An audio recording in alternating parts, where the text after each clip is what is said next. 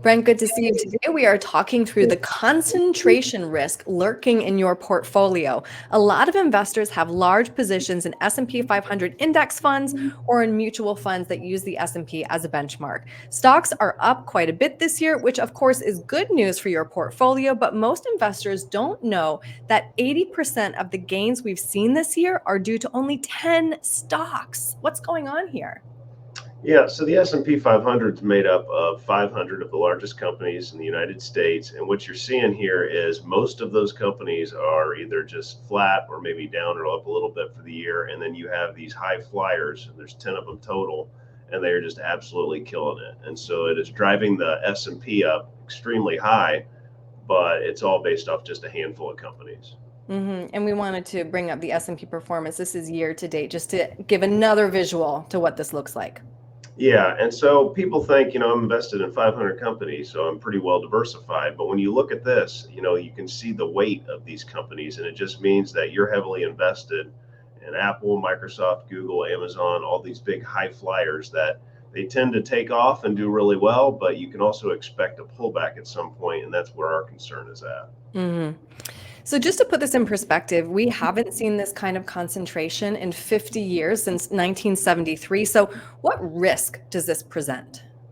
So these companies, like I said, they're going to take off. They're doing really well, and then there's going to be a pullback. And so everybody loves to see the high flying, but then when the pullback comes, some people didn't realize how much exposure they had to these large companies. And so our concern is there too much weight of these companies in your portfolio, and what can we do to prevent that? Right. So let's talk through what you can do to prevent that risk.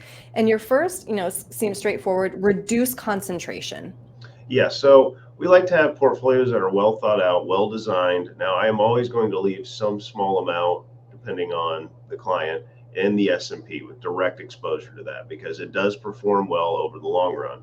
But also, I want to have something a little bit less volatile in there as well. So we have some low volatility portfolios that, it pulls those high flyers out. And so you don't experience the massive growth, but you don't experience the massive pullback. So the majority of our clients, they're not looking for home runs anymore. They just need, base hits. And so we're looking for a little more smooth of a ride. And another option would be to consider structured notes. How do those work? Yeah, so they're very similar to a bond. They're what we call a defined return product. And so Kim and I speak a lot to our current clients. Just, our major concern is not a big pullback. Like, we had that experience in 2022. We are more concerned about a stagnant or flat market over a multiple year period. And so we're looking for structured notes, or looking at using structured notes, because they pay that defined return no matter what the market does. And so even if it's flat for a year, 2 years, you're still going to be earning that return on that allocated dollars. And just to remind people watching, that's not something you can walk down the street and buy at your bank. So if somebody wants to talk through these options or reduce their concentration risk, what's the best way to reach you? Sure. It's 614-430-8383, or go to www.young-wm.com. We'd love to chat, give you a review. All right, Brent, thank you.